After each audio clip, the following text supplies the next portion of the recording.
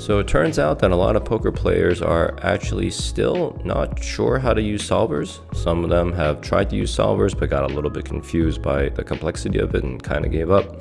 But there's still a significant number of players who think that, especially players who play live like low mid stakes, who think that solvers actually don't apply to them at all. And I think that's a big mistake. Solvers absolutely serve a purpose in the low to mid stakes just to help you plug leaks. You may not use some of the advanced features or the advanced plays against players who are not very sophisticated, but just knowing what the most basic baseline plays are is really important for your game.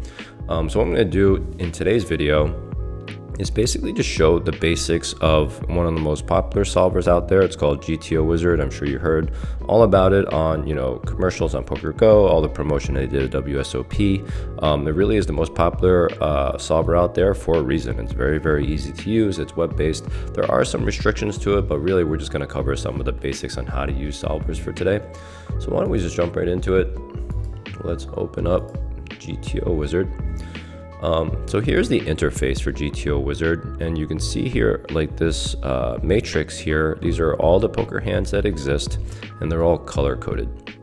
And you can see the color coding is over here as well, where anything that's blue is a fold, anything that's green is a call, anything that's raised but not all in is this lighter red color, and then anything that's an all in is this dark red color.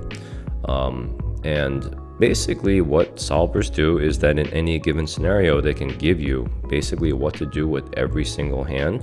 And this is a really huge innovation, because before you had these apps like Poker Cruncher, which would allow you to just basically put in like a hand versus a hand or a hand versus a range, and it would just give you like an equity if you both got all in and you ran that hand like 5,000 times or something. But solvers are really taking it one step further, where you can mix in like, if this person decides to call, somebody decides to bet, and here's their bet sizing, and you have all these different types of bet sizings. What is the optimal play in terms of expected value, in terms of like how you should proceed next. So like this type of output can be had for any single scenario in poker that you can come up with, which is really powerful. And this is why this is so important. But how do we even get to the screen in the first place? So first, let's just click up here. And this is really like the main setting screen for setting up scenarios in a tool like GTO Wizard. Obviously different solvers are going to have different interfaces, but here mostly I'm just playing poker tournaments these days, so I really just stick with MTTs. You have three options here. Is it a heads up hand, is it a chip EV hand, or is it an ICM hand? And for those that don't know chip EV versus ICM, chip EV, so basically let's just start with ICM.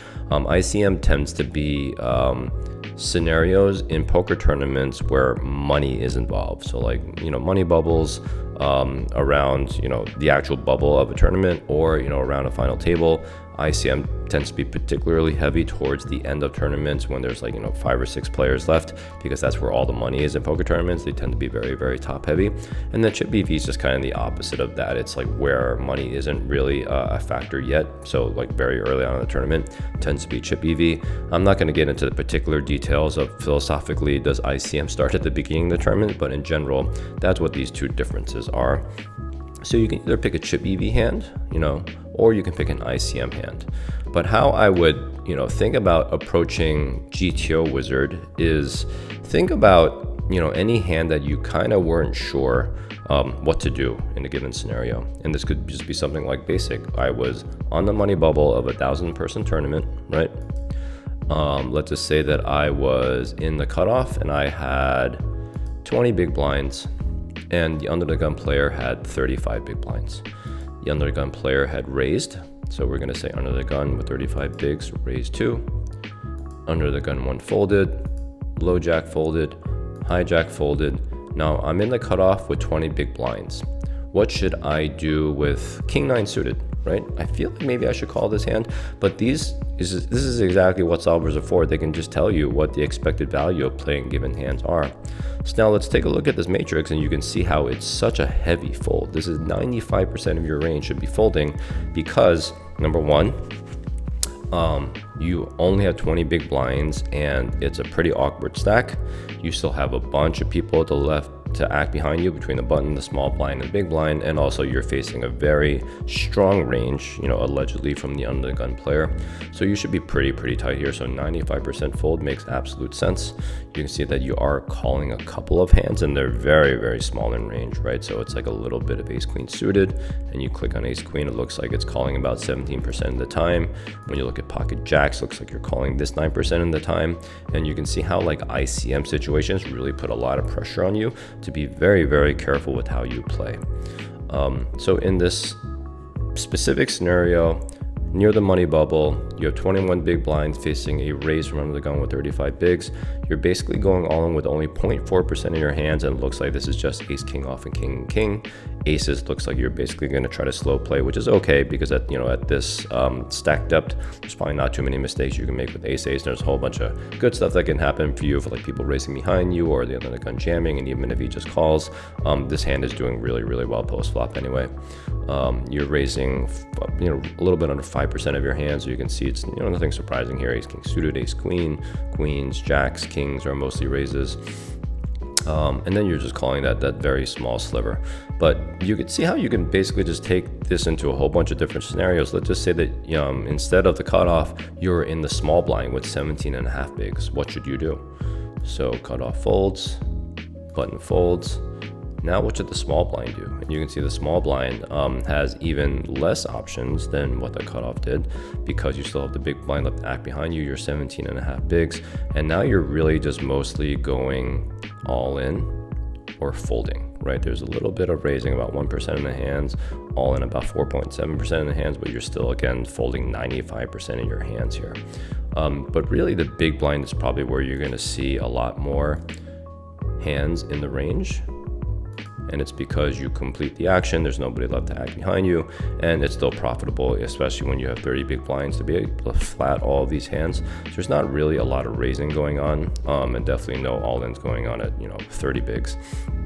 But this is just a very basic, simple scenario of what GTO Wizard is for. When you think about all of this, when it's not, let's just say it's not just near the money bubble, let's just say it's a basic ICM situation very early on in the tournament, right? So under the gun raises with 35 bigs, you're in the cutoff with 21 bigs, you're probably going to be playing a lot more hands than what you would be doing under near the bubble. But then at a final table, when you have like maybe only 6 players left, you could be even tighter than what this is kind of basically showing you. So this is where GTO Wizard and a bunch of these solvers can help you just go around and just like basically play around with this tool to see exactly what you should be doing. But let's just go back to that first scenario. Let's just say that in the cutoff, you decide to call, the button folds, small blind folds, big blind folds. Now let's just take this post flop. This is an option called solve post flop with AI. You might run into this a little bit, but we're not going to go into any of these sort of advanced things right now. Just know that GTO Wizard, because it's a web-based tool, not every single hand can go post flop. That's really more for a solver, like some of the more complex, like powerful solvers, but this one is kind of a bunch of pre-solved situations, so not all of those are going to be available to you. But let's just take an example of queen of hearts, jack of diamonds, like 3 of clubs, right? Let's say that that's the flop. So GTO Wizard is going to take a couple of seconds to basically generate the scenario. So now the under the gun player who had raised, you see now all this black, and the reason why these hands were black is because that under the gun player folded this pre-flop. So this doesn't now exist post-flop for you to do anything with. But it looks like on queen jack 3 with the cutoff with 20 big blinds still left to act, you're basically checking 100% of your range on this board, right? I think this is going to be a little different if there was an ace or a king on the flop, but basically this is the type of hand that tends to hit the cutoff range a little bit, but also when you're out of position, you should tend to be playing pretty passively, especially now, we are looking at ICM under a near a bubble situation. So even hands that flop top pair, like ace queen, but then even top set to pair, all of these things are checks, right? And this is because you basically want to protect your check back range a little bit here. So just as an example, if you decide you want to check back king 10 suited, the player just can't assume that you have like a weak hand, let's just say even like a pocket sevens that would fold, or a king 10 or a straight draw or something like that. You are going to have some very, very powerful hands that are going to continue or even raise in your range. So this is the, the kind of beauty of it. But the cool thing is that you can see how solvers are just sort of like statistically, mathematically generating these outputs that really make a lot of sense in real life. So, one of the definite things you need to do with solvers is sort of try to guess and interpret what it is and why the solver is doing the things that it's doing. That's really the most important thing. So, UTG checks. Now, what should the cutoff be doing? So the cutoff, again, didn't call that many hands, right? It was only a very small percentage of hands that they called. But basically, it looks like because you reached here with such a powerful range, you're basically betting 100% of your hands, and you're betting a small size. And it's because when you look at what hands were left, most of those are hitting the board. They are a bunch of queens. They are a bunch of, Broadway draws. And then you have a bunch of like pairs here.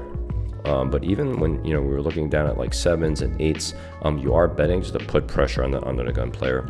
This is pretty cool stuff. You can see how powerful these solvers are, in particular GTO Wizard is. You can basically play almost any type of scenario that you want and see what the proper plays are.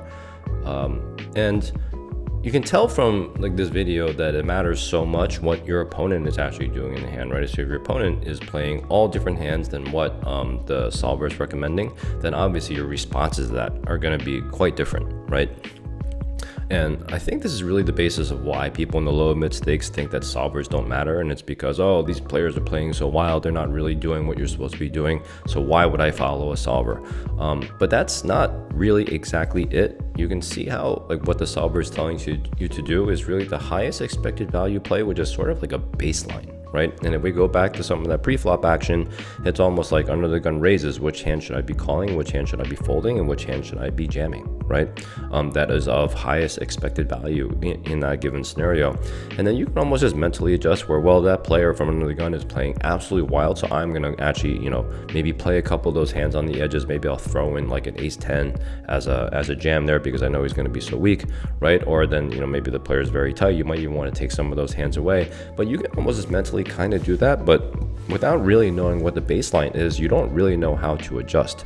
And I'm going to say that most players, especially beginner players, your biggest leaks are going to be a lot of these pre-flop decisions, and solvers help you objectively understand what those correct pre-flop decisions are. So that was it. Hopefully you got a pretty good understanding of how number one, solvers work, but then number two, if you are using GTO Wizard or would like to use GTO Wizard, how basically pretty easy it is. There's a lot of advanced features that I didn't get into, but then if you want to just kind of get started and poke around, play around a little bit, you can totally do that. And if you're interested in trying GTO Wizard for yourselves, I will put a referral code in the description. It's not pro poker, and that will give you 10% off a GTO subscription. Basically, you have to log in with a free account first before you see the tier options. But then after that, you should be able to get your 10% discount with my code. So hopefully this is helpful for you, and I hope that this at least convince you to at least poke around with solvers a little bit, because it is really helpful. And I think most players that aren't trying it are going to start falling behind education wise. But that's it for this video, and thank you for watching.